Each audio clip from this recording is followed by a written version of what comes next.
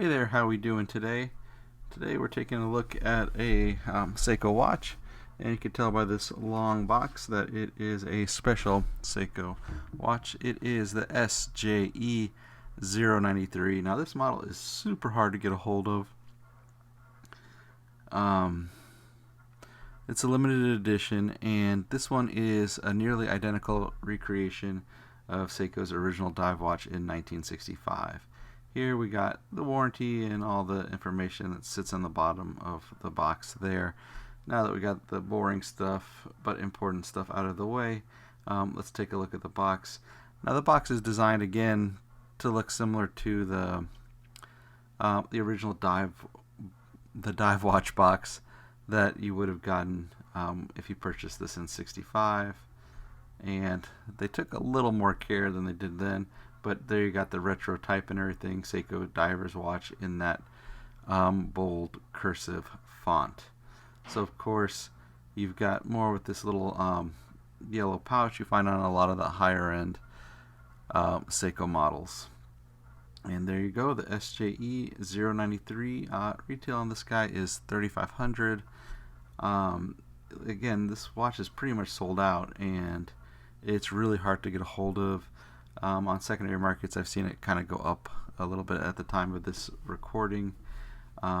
Just a real hard watch to get a hold of, but it is stunning even in the plastic, very, very close to the original, and that's including the size of the watch. So let's take a look at it in this unboxing, and the closest reissue would be the SPB 143, but it's definitely not that watch. It's much smaller. It's much closer to the original. Here you got the band, very similar in band. You can see it, but now basically they took all that stuff, modernized all the materials. This is a high-end silicone that they got here with the strap. Of course, you have that traditional dolphin case back that this original '65 did, and then you've got the metal loop on the band as well, or the strap. And it's a thinner profile. It's thinner than the 143. Again, closer to the original. And at the end of the video here, I'm going to compare it to another SLA that I have, just so you guys can really see the size difference. And here we got it out of the plastic. The gray dial is really nice. It's superb. It really does look a lot like the original one.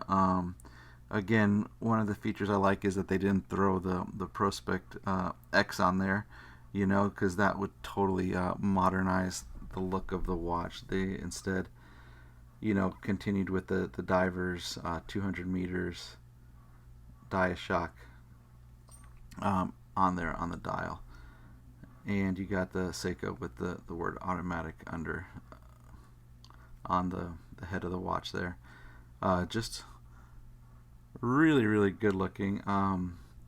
They made another similar one back in the SLA017, but this one, out of everything that's come out, there's been a lot of different recreations of the '65, but this one is the truest to the original. You can see that slim case here on the side of the watch. A big difference is the original '65 was only 150 meters. This one is also upgraded, so it's 200 meters, and it's got a screw down crown now as well, as most dive watches should. And you can see it there. This is a different movement. It's a movement that you might have, you might recognize being a 6, and at that price point, a 6L, you're like, oh wow. But the L series movements are generally higher specs than the R series. Most people just look at the 6, the 4, or the 8 and indicate that for price. But the L series, generally higher specs than the R series, a little more reliable. The 6L series we really see more in the King Seiko line, and they've taken that and they've modified it. Basically, it's built on the 6L35, and they've modified it to a 6L37. That's the new movement. That's the movement that you find in this watch, the 6L37. What it is, they took the 35, made it a little more shockproof, a little more resistant and everything. You know, features that would make it more suitable for a dive watch. It's also much more accurate than the R series. So it's a nice movement here that we got in this model. You know, you might thinking, oh, why not an 8 at this series? But this one, because it's more slimline, it's the 6L37. Another, you find some of the Alpinists run on some of the 6L series throughout Seiko's line. So basically, the 6L they try to use to give you slimmer movements. And here we can see the profile of the case again. The diameter of this watch is 38 millimeters, and the thickness here, we can see it. You can see how thin it looks. It's 12.5 millimeters thick, and both those measurements again are nearly identical to the original 1965 watch. So you got the new caliber with this watch. You know, everybody's been kind of going nuts about it. Before it released, people were a little quiet about it, but then once it came out in 2023, you know, in July, a lot of buzz about this watch, and I knew if I got a chance to do a video on it, this is of course one of the ones that we really need to do a video on. And just a fantastic looking watch. It's got that real core vintage feel to it. It is a little smaller. We'll see it on my wrist towards the end of the video. You know, the 38 millimeters, you know, vintage watches are smaller, and it's more true in line with that kind of vibe, that kind of feeling that you get there. And let's take a look at the case back. And over here we've got the traditional dolphin. The dolphin's so funky. I love the dolphin. It's just kind of like, wee, you know, it's popping up there, excited, like, hey, yeah, come on in the water. Let's go have some fun. So this was what you would have seen, or something similar to this, at least the dolphin part, to the original 1965 issue.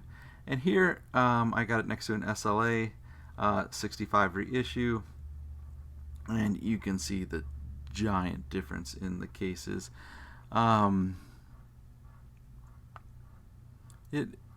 This one here, you can see is considerably bigger. The case on the SJE093 is 38 millimeters, and then here on this one, I believe the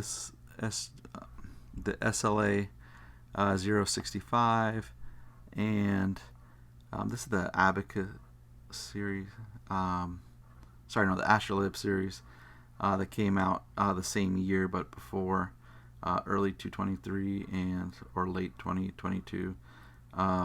So it kind of gives you a difference in size. Now, I probably should have compared it to the 143, but I wanted to do the higher end movements when I'm comparing the two.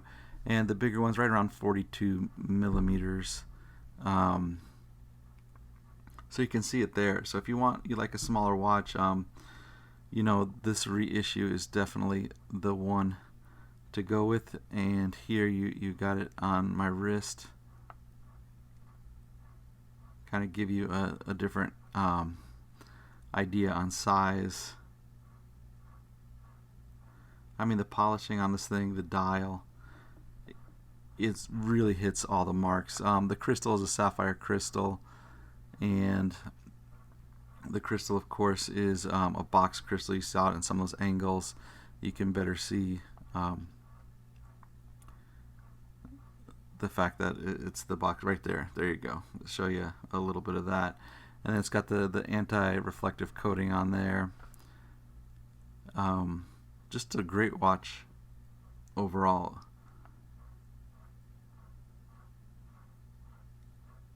And that gray, like every time you move it, sorry, a little mesmerized.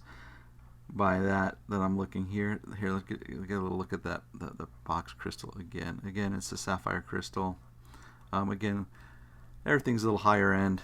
They kind of like souped it up, upgraded it, you know, but it still has that definite vintage vibe.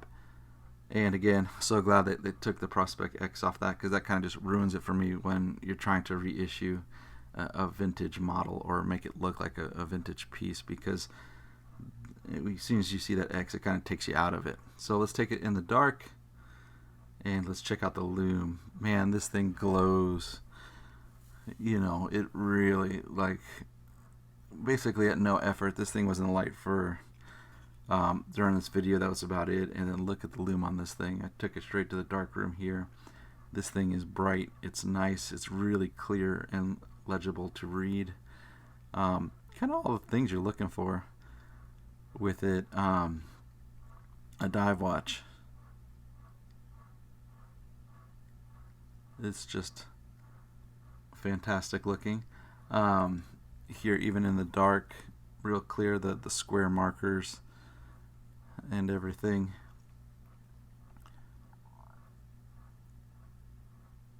Yeah, and the other one was 41.3 millimeters on the SLA065. I was just looking it up. So yeah, just a little over 41 millimeters. So you can see the difference between a 41 millimeter and this one being the 38 millimeter. Well, I'd like to thank you all for taking the time to watch the video. I appreciate it. If you have any questions, check us out at depalas.com. And thank you. Have a good one, y'all.